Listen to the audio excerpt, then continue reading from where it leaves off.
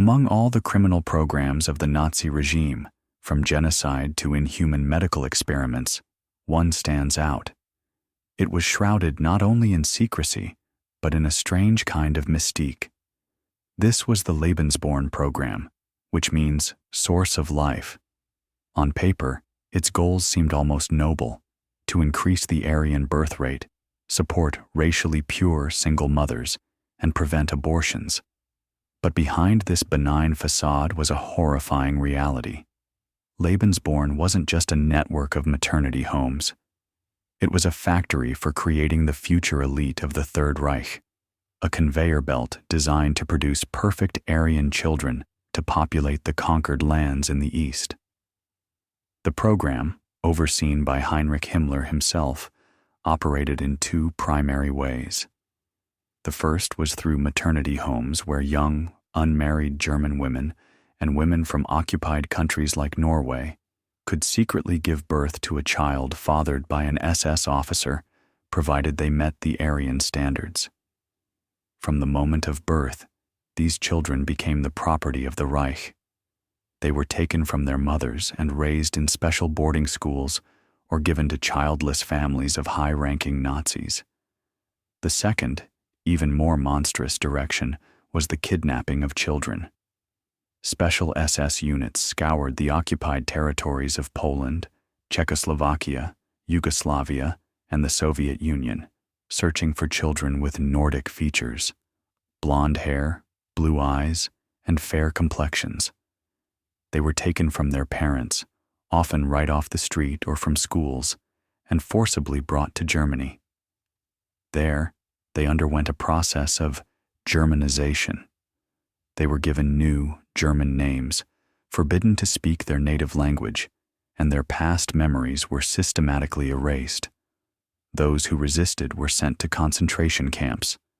Those who submitted were raised as true Aryans, future soldiers and colonists. By some estimates, as many as 200,000 children were forced through this system. After the war, the Lebensborn program became the subject of one of the Nuremberg trials. Its leaders were convicted, and most of the homes were shut down. The Allies made enormous efforts to find the kidnapped children and return them to their families. But thousands were never found. They grew up with German names and fabricated pasts, never knowing who they truly were. They vanished into post-war Germany, taking their secret with them. The story seemed to be over. A tragedy, but finished. But what if not all the homes were found? What if the most important, most secret Lebensborn project continued to exist for decades, hidden from the entire world? This incredible story began in 2023, when an 85-year-old Norwegian woman named Astrid Haugen, dying of cancer in an Oslo hospice, decided to make a final confession. She summoned a journalist who specialized in historical investigations and told him a story that would make your blood run cold. In 1944, as a 16-year-old girl, she was forcibly sent to a Lebensborn home in Norway. But this was no ordinary home. It was located in a remote fjord, in an old, isolated estate. The place was called Edelweiss. And it wasn't just a maternity home. It was a research laboratory. Astrid said the children born at Edelweiss were special. They were all incredibly beautiful, physically advanced, and intelligent. But their eyes, there was something inhuman in their eyes. Cold, calculating. The children rarely cried, slept very little, and demonstrated abilities that terrified the staff. They could communicate without words. Sometimes, objects would move on their own when they were near. The Edelweiss project was run not by regular doctors, but by scientists from the Ahnenerbe, the Nazi pseudo-scientific institute. They conducted strange experiments on the infants, took tissue samples, injected them with unknown serums, and constantly exposed them to strange sound frequencies. Astrid was certain this was more than just selective breeding. It was the same project as Vrilja in Argentina. just its northern branch. They weren't just trying to create Aryans, they were trying to create superhumans. When the war ended, the Edelweiss home wasn't shut down, it simply vanished. One night in 1945, all the mothers, including Astrid, were drugged. When they woke up, they were in a regular displaced persons camp. There was no trace of the estate, no documents, no children. It was all erased, as if it had never existed. Astrid and the other women tried to tell their story, but no one believed them. They were dismissed as crazy, traumatized by the war. Eventually, they fell silent, burying the secret for the rest of their lives. But before she died, Astrid gave the journalist the only thing she had left from that time: a small, silver brooch in the shape of an Edelweiss flower, given to her by one of the German doctors. The journalist began his own investigation. He searched archives and studied old maps. No estate named Edelweiss had ever existed in that fjord. But satellite analysis revealed something odd. On a heavily forested mountainside, there was a perfectly flat, rectangular area that could not be natural, and an infrared scan showed faint heat emanating from beneath the ground. Putting together a small team of climbers and cave explorers, the journalist went there, and they found it. An entrance, camouflaged as a rock outcropping. Behind it, a long tunnel led deep into the mountain, opening into a gigantic complex carved from the rock itself. It was the Edelweiss facility. It wasn't abandoned. It was fully operational. The lights were on, the ventilation was running, and the air was clean and sterile. But it was completely empty. No people, no bodies, just perfect, silent order. They found nurseries with neatly made beds, classrooms with blackboards covered not in children's rhymes, but in complex quantum equations, training rooms that looked more like torture chambers, and labs filled with equipment decades ahead of its time. Then, in the central office, on a desk, lay an open journal. The last entry was dated the previous day. It read, "Phase 2 complete. Project Edelweiss has fulfilled its purpose. All 72 specimens successfully integrated into society in key positions. Commencing Phase 3. Protocol Twilight of the Gods is activated." In that moment, the journalist realized they had made a terrible mistake. This was not an abandoned relic. It was a trap. The doors hissed shut behind them. The lights went out. And from hidden speakers, a calm, cold, emotionless child's voice spoke in perfect German. "Thank you for coming. We've been waiting for someone from the outside world. We needed a witness to our triumph, and to our ascension." Then they saw them. Several figures emerged from the shadows. They looked like young adults in their 20s, dressed in simple gray jumpsuits. They were all incredibly beautiful, with platinum blonde hair and bright blue eyes, and they were all absolutely identical, like clones, the latest generation raised in Edelweiss, and they had no intention of letting their guests leave. In the sudden darkness, pierced only by the beams of their headlamps, the journalist's team came face to face with the products of history's most terrifying genetic experiment. The children of Edelweiss moved with an unnatural grace, silently surrounding the intruders. Their eyes held no malice, no curiosity, only the cold, detached interest of an entomologist examining a captured insect. "Who are you? What is this place?" The journalist's voice trembled, but he tried to stay calm. One of the young men, apparently the leader, stepped forward. His voice, appearing in their minds, was the same one they had heard over the speakers. "We are the result. The answer to a question your ancestors were afraid to ask. They wanted to create the Superman. They succeeded. This place was our cradle, our incubator, but we have outgrown it. And now, we no longer need the cradle. He wasn't talking about himself and his siblings in the room. He was talking about the 72 specimens from the journal, already integrated into the world. They were their predecessors, older generations who had secretly left Edelweiss for decades, assuming key positions in politics, science, finance, and media across the globe. They didn't seize power. They became power.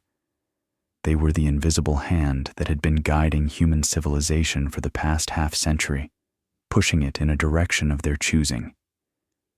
Your world was chaotic and inefficient, the telepathic voice continued. Wars, hatred, irrational emotions.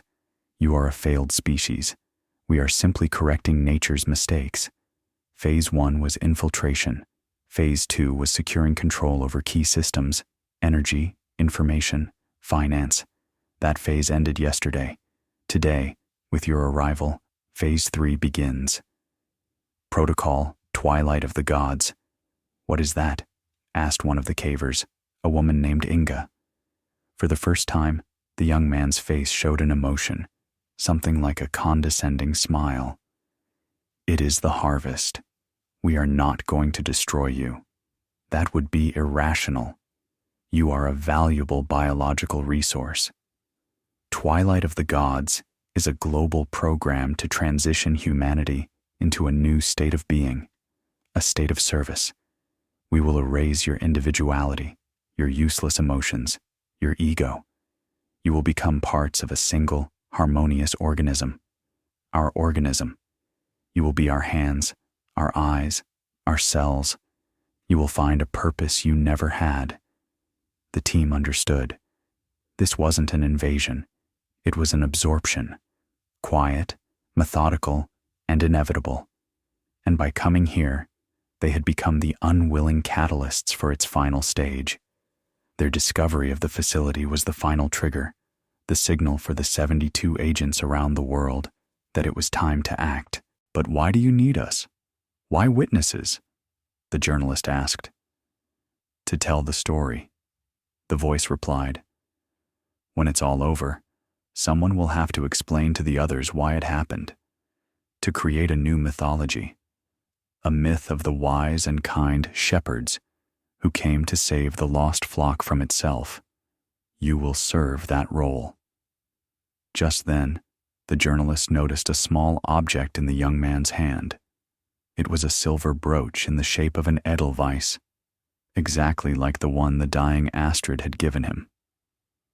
She was a useful tool, the young man said, following his gaze. We allowed her to leave many years ago.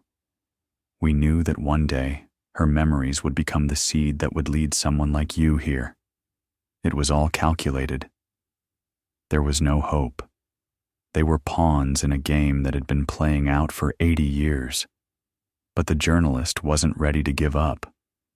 While the leader of the children was monologuing, he discreetly activated a small transmitter he carried, a device that could send a short, encrypted distress signal to a satellite.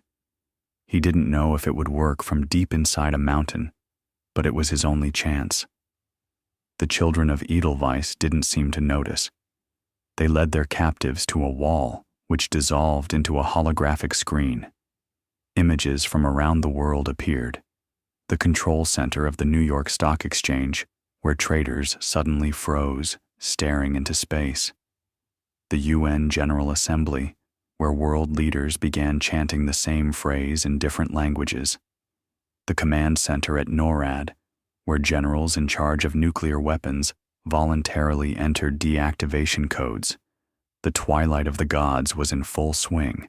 It was a global, synchronized mental strike delivered by 72 invisible puppeteers. You see, the voice said, no violence, no destruction, just a quiet transition, the perfect evolution. And then something happened that the children could not have predicted.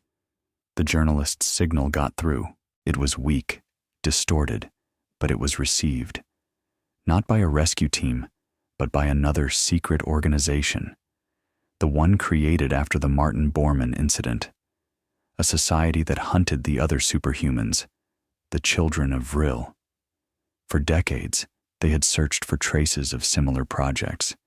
They knew the Argentinian group wasn't the only one, and now they had the precise coordinates of another nest. A new image appeared on the screen in the Edelweiss complex, the sky over the fjord, and in that sky, appearing from nowhere, were three black, silent, triangular craft, the same ships that had once blockaded Bormann's estate. But this time, they weren't the enemy. They were the only hope. For the first time, the faces of the children of Edelweiss twisted with an uncontrolled emotion. It wasn't fear. It was pure, primal hatred. Them, their leader hissed, using his actual voice now. The failed experiment, the defective batch, they should have been destroyed. It became clear. There were not one, but two groups of Nazi-created superhumans in the world, and they were mortal enemies. The children of Vril from Argentina had apparently chosen a path of individualism and hidden influence. The children of Edelweiss had chosen the path of a collective mind and total assimilation. And now, their greatest rivals were at their door. The wall of the complex shuddered from a powerful impact. The black triangles began their attack. They weren't using missiles or lasers. They were bombarding the mountain with concentrated sound waves, trying to shatter the psycho-resonant structure the children of Edelweiss had created. A battle of titans had begun. A battle between two different branches of post-human evolution. And at the epicenter of this battle, trapped between two terrifying forces, were a few ordinary people who had only wanted to find the truth. And now, their actions might decide which of these forces would win. Or perhaps, they could find a way to destroy them both. The battle for Edelweiss was unlike any war in human history. It was a war of minds, of wills, of the very laws of physics. Outside, the black triangles of the children of Vril pounded the mountain with infrasound, causing micro-collapses and disrupting the facility's equipment. Their goal was not to destroy the children of Edelweiss physically, but to sever their telepathic link, their hive mind.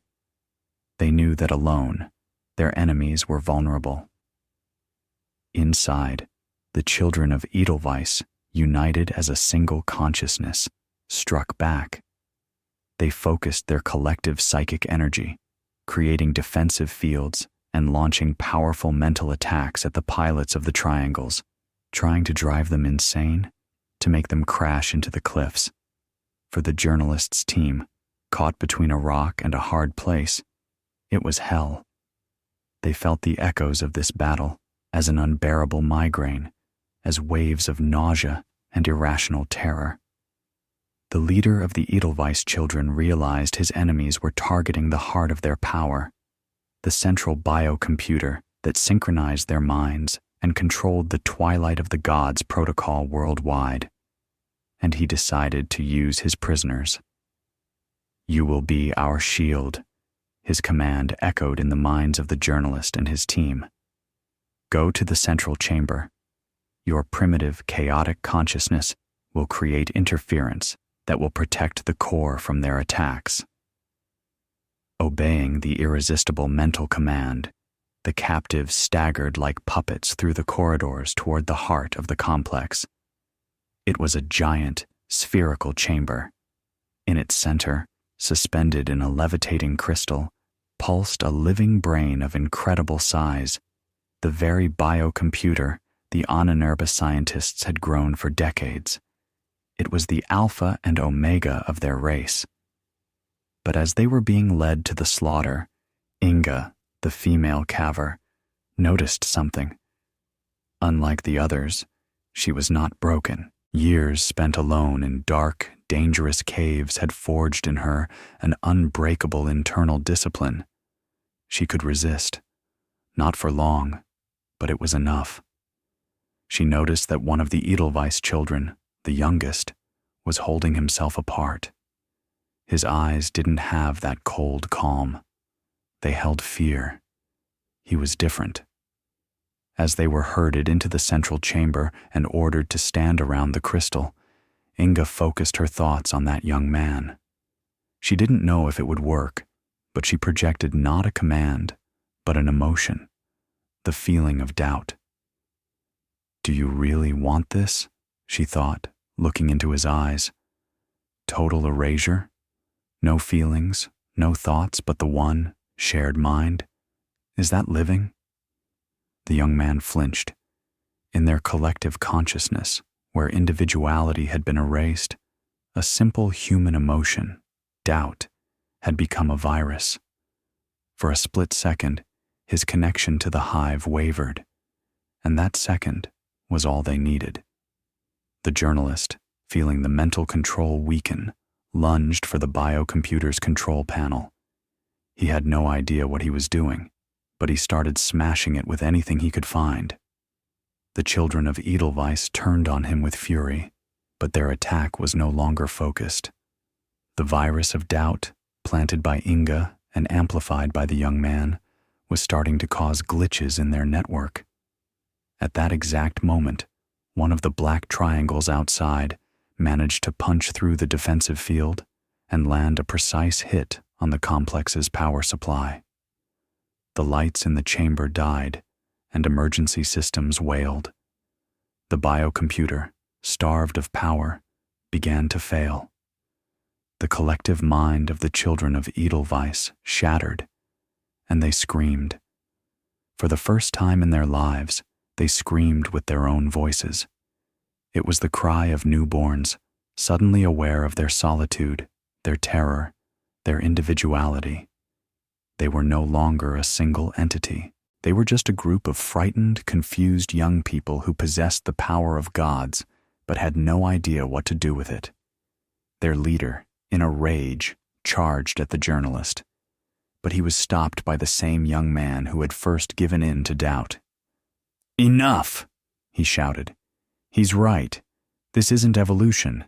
It's death." A fight broke out between them, but it was no longer a battle of minds, but a primitive, physical brawl. The other children ran about the chamber in a panic, some crying, others laughing, their minds unable to cope with their newfound freedom. The journalist's team used the chaos to escape. Outside, they were met by figures in dark uniforms emerging from a landed black triangle. The children of Vril. Their leader, a man in his 40s with the eyes of an old predator, approached the journalist. "You've done us a service," he said, speaking aloud with a faint Argentine accent.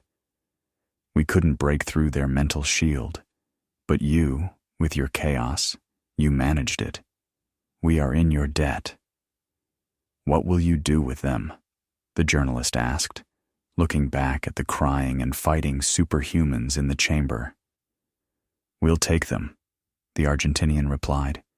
"They're too dangerous to be left here. We will try to re-educate them, integrate them into our society. Those who can be saved. The rest will have to be put down." "And what about us? And the world?" The Vril leader smirked. "The twilight of the gods has been stopped.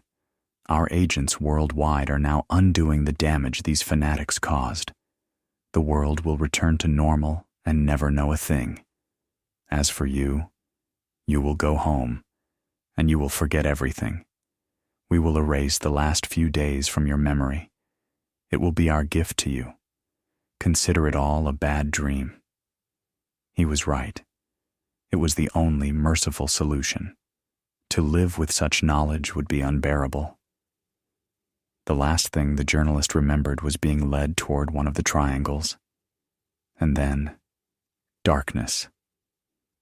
He woke up in his own bed in Oslo. His head was pounding. He remembered interviewing a dying woman named Astrid Haugen. He remembered her strange story about a maternity home. But after that, nothing. He dismissed it as a fascinating but delusional tale and filed it away. The world did return to normal. The financial markets stabilized, political crises resolved themselves, and a strange rash of mass psychosis was blamed on a new type of virus. No one ever knew. But the story wasn't over. In a remote valley in Patagonia, in a hidden city built by the children of Vril, there were new residents. A few dozen former children of Edelweiss, being taught how to live again, how to feel, how to be individuals. And their former leader, the one who first doubted, often sat on a mountainside, looking at the stars. He was the only one who remembered the journalists' team, and he knew that one day the world would again need their chaos, their unpredictability, their humanity.